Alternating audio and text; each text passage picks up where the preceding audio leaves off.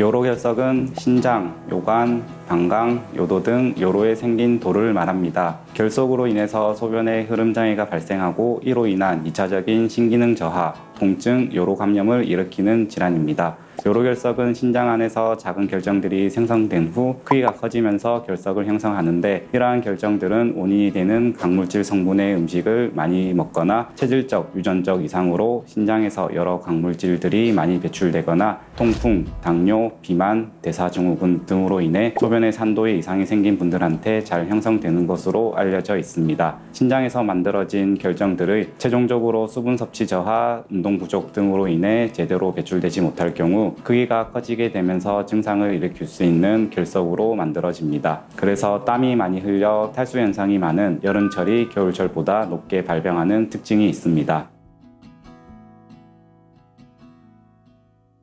요로결석은 신장 안에서는 무증상으로 있을 가능성이 큽니다. 신장 안에서 크기가 커진 돌들이 방광까지 이어지는 통로 역할을 하는 요관으로 떨어지게 되면 여러 증상들을 일으킬 수 있습니다. 뾰족뾰족한 결석이 연약한 점막들을 긁으면서 혈뇨를 유발할 수 있으며, 점막이 부으며 돌이 요관에 막히게 되면 오줌의 정체가 발생하게 되면서 신장까지 붓게 되는 수신증을 유발하게 됩니다. 신장은 등 뒤쪽에 있는 장기이기 때문에 이로 인해 등 쪽 혹은 허리 쪽 통증이 발생하게 되고, 등 쪽을 툭툭 두드리면 욱하고 울리는 양상의 통증이 생기는 겁니다. 요관은 수축과 이완을 반복하면서 짜내듯이 연동운동을 하기 때문에 결석의 통증 양상도 수축이 이루어질 때는 아팠다가 이완이 될 때는 통증이 호전되는 아팠다가 안 아팠다를 반복하는 간헐적인 통증이 결석 통증의 특징적인 양상입니다. 연관통으로 인한 서해부 혹은 남성에서의 고환 통증, 여성에서의 질 하부 쪽 통증도 유발할 수 있으며, 돌이 방광 근처까지 내려오게 되면 방광을 자극하면서 발생하는 빈뇨, 잔뇨감 등의 하부 요로 증상까지 나타날 수 있습니다. 또한 여러 신경성 장애로 인한 장운동 저하도 함께 발생하면서 속이 안 좋아지는 오심, 구토 등 증상도 흔하게 동반됩니다.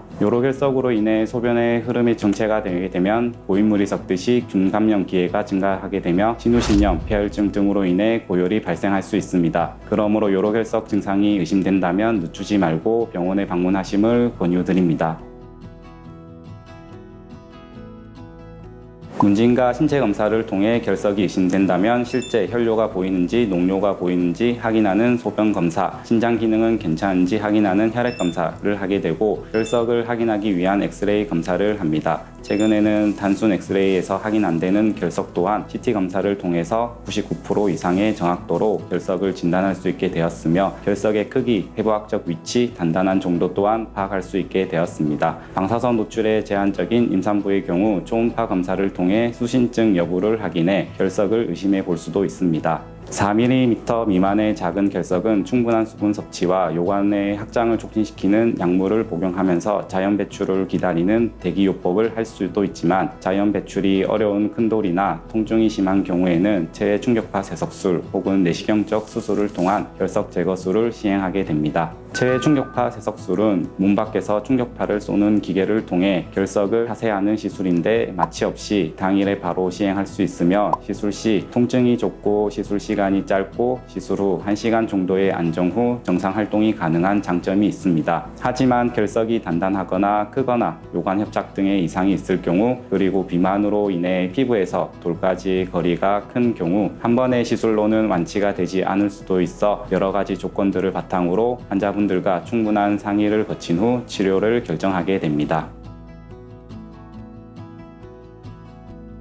체충격파 세석술은 임신 중이거나 항혈전제 복용 등 혈액 응고 장애가 있는 경우, 그리고 시술 부위 근처 복부 대동맥류가 있는 분들은 세석술 금기 사항이기 때문에 기저질환에 대해 의료진에게 잘 알려야 합니다. 또한 이미 요로 감염이 심해져 열이 나는 경우에는 시술 후 전신 감염이 더 악화될 수 있으므로 주의가 필요합니다. 세석술 후 부서진 돌이 내려오다가 점막들을 긁으면서 내려올 수 있어 일시적인 혈뇨가 보일 수 있는데, 이는 치료 과정의 일환이므로 너무 걱정하지 않으셔도 됩니다. 하지만 신장 주변에 위치한 상부 요관 부위 세석술의 경우 근처 신장 손상이 동반되면서 많은 출혈이 발생할 수 있어 혈뇨가 많이 날 경우 최대한 안정을 취하고 상태 호전이 없을 경우 병원을 재방문하여 추가적인 검사 및 침상 안정을 취해야 합니다. 체외 충격파 세석술 시술 후 바로 돌이 사라지는 것이 아니라 돌이 요로를 통해 배출해 나가는 데에도 시간이 필요하기 때문에 일주일간의 대기요법 기간을 가집니다. 돌이 완전히 배출되기 전에는 증상이 지속될 수 있어 시술 후 물을 충분히 많이 드시면서 요관 연동 운동을 촉진시키는 약물 및 요관 점막 부종을 위한 소염 진통제를 적절히 잘 복용해야 합니다. 또한 돌 일부가 나았다 하더라도 완전히 다 배출되지 않고 남아있는 경우도 있고 수신증이 지속될 수도 있습니다. 이를 방치할 경우 요정체 압력으로 인해 신장 실질이 얇아지는 등 영구적인 신장 손상이 진행될 수 있으므로 치료 후에는 반드시 돌이 다 배출되었는지 수신증이 잘 해결되었는지 확인을 하셔야 합니다. 결석을 많이 만드는 성분으로 알려져 있는 음식들, 시금치, 멸치, 아몬드, 땅콩, 초콜릿 이런 음식을 좀 제한하는 것이 좀 좋긴 하지만 이런 음식들 중에서는 몸에 좋은 음식도 있어서 완전히 안 먹을 수는 없습니다. 그래서 어떤 음식을 또 제한해 보면은 다른 성분에 또 결석이 잘 형성될 수 있기 때문에 제일 중요한 것은 물을 많이 드시는 것입니다. 작은 결절들이 생성된다 하더라도 물을 좀 많이 드시면서 이런 것들이 씻겨 나가도록 하는 것이 제일 도움이 됩니다. 그래서 하루 2리터 페트병을 들고 다닐 수 없기 때문에 제가 250cc 컵으로 8잔 정도의 수분 섭취를 권하는 편입니다. 그리고 둘째로는 짜게 드시지 않는 것입니다. 짜게 드시면은 혈압이 좀 상승하면서 콩팥 기능도 나빠질 수 있고 이로 인해 강물질들이 좀 많이 빠져나오면서 결석을 유발하는 것으로 알려져 있습니다. 셋째로는 고기를 좀 줄이는 것인데 또 고기를 아예 안 드실 수는 없기 때문에 수분기 많은 야채랑 쌈을 싸서 드시는 것을 권해드립니다. 네 번째로는 신맛 나는 과일, 오렌지,